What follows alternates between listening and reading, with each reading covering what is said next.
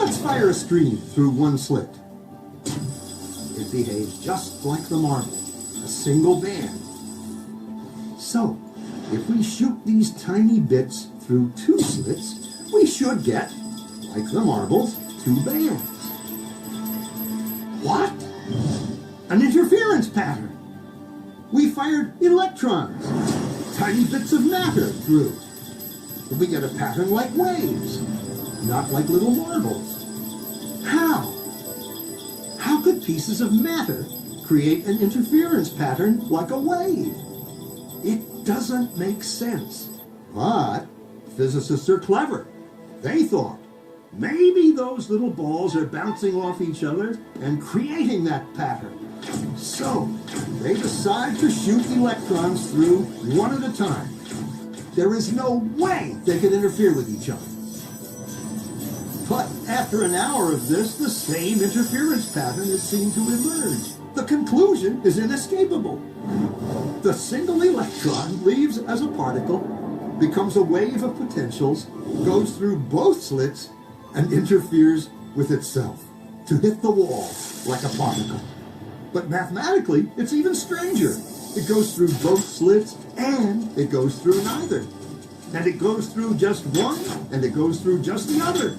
All of these possibilities are in superposition with each other. But physicists were completely baffled by this. So they decided to peek and see which slit it actually goes through. They put a measuring device by one slit to see which one it went through and let it fly. But the quantum world is far more mysterious than they could have imagined. When they observed, the electron went back to behaving like a little marble. It produced a pattern of two bands, not an interference pattern of many. The very act of measuring or observing which slit it went through meant it only went through one, not both. The electron decided to act differently, as though it was aware it was being watched. And it was here that physicists stepped forever into the strange netherworld of quantum events. What is matter? Marbles or waves? And waves of what? And what does an observer have to do with any of this? The observer collapsed the wave function simply by observing.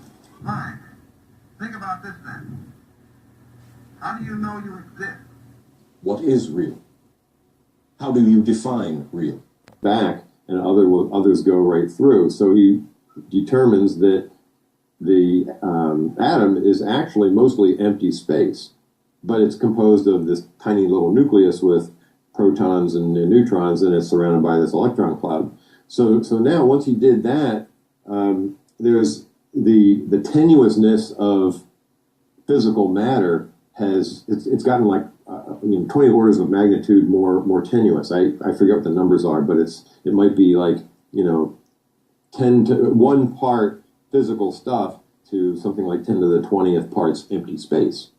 But they didn't stop there. In the 1960s, they found out that these protons and neutrons were also mostly empty space, and they were composed of these 3 quarks that are smaller and denser. So now we're at, I think it was 1 part stuff to 10 to the 32 empty space, which is kind of like a grain of sand relative to the size of the Earth. And then string theory takes that and says, oh no, even the quarks are composed of just little tiny bits of string that are vibrating, and really, even a quark is mostly empty space. So I think you see where I'm going is that as we follow the trend of discovery of what matter is, it gets more and more tenuous. And I think we're going to find out at the end of the day that there really isn't any stuff at all. All matter is information. That's the direction that this is headed. But it doesn't say how. So the holographic, I think of sort of we kind of envision a stack of ideas. The holographic idea is pretty high up the stack. String theory is pretty low down the stack. quantum mechanics is maybe a little bit above string theory. But what I'm talking about is at the bottom of the stack. It's the real fundamental aspect of it. So what is that implicate order that Bohm talks about in the holographic theory, or Michael Talbot, the author of the book, refers to, that David Bohm, physicist, talks about? What is that implicate order? How are these things interconnected? Well, they're interconnected programmatically. They're interconnected in this big, complex system that runs through a simulation incredibly fast, and taking everybody's conscious input into account and integrating it all together and changing reality to the next state at a blazingly fast speed, and that's how everything is interconnected. It can't say for sure where it is or what the velocity is. Then when you measure it, you do get definite numbers at the point of measurement, and the big question of interpretation is, well, what was the nature of the reality of the electron before the measurement? Right, because in quantum mechanics, those probabilities are not because the measurement sucked, you know what I mean? Because your instrument, you should have bought a more expensive instrument. It's that they're fundamental to the nature of reality. It's as if before you look, things don't have definite properties, right? I usually, if I, drop off camera, nobody thinks, I've suddenly had 6 different states where one of me has a hat on, one of me is a girl, one of me, is a dog.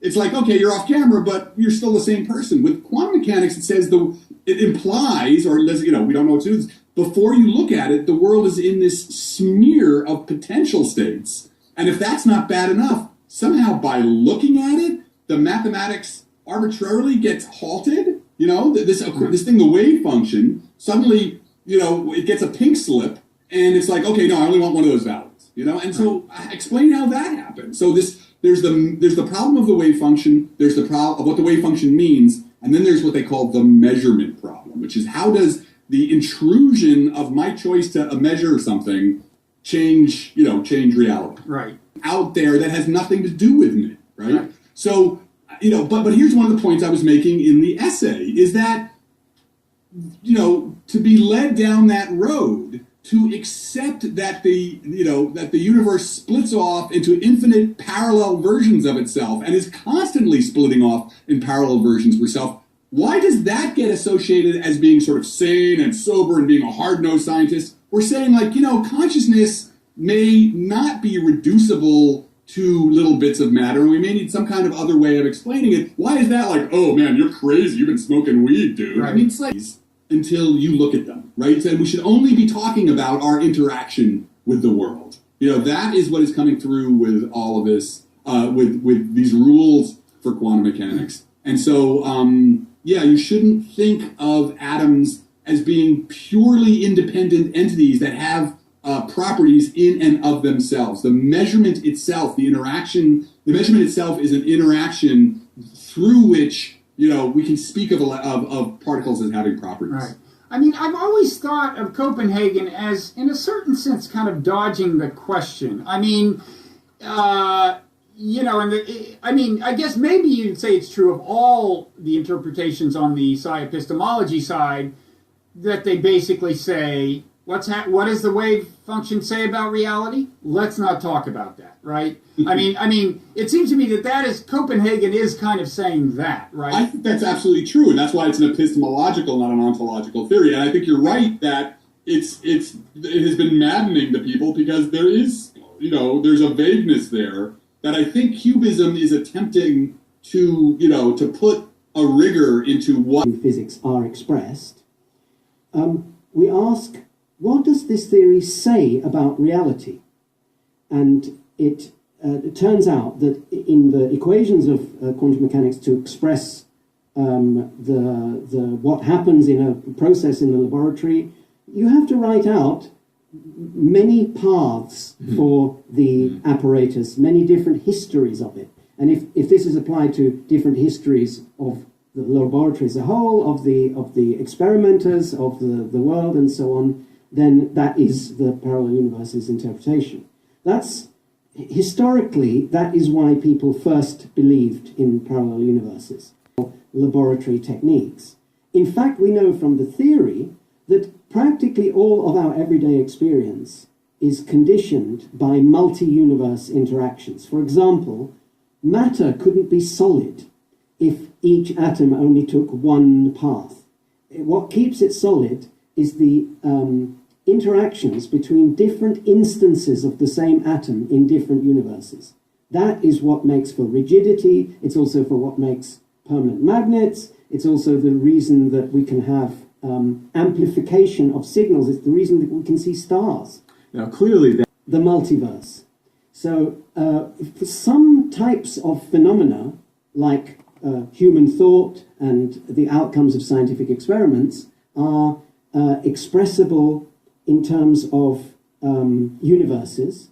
But a lot of other phenomena, such as quantum computers or the interior of molecules, are not. And for those, it's the multiverse rather than individual universes. I actually prefer a more concrete argument, which is that if you start with the experiments, if you start with a simple thing like the two-slit experiment, where you pass a single photon through two different slits, that's already giving you a hint of the parallel universes kind of idea, that if you take seriously what happens in that experiment, the outcome can only be explained, cannot be explained by the idea that the photon passed through only one of the slits or took any one path. Any one path would give a wrong answer. And the different paths affect each other. Again, if different paths affect each other, that means that different histories affect each other, and so you can build the argument up into many universes.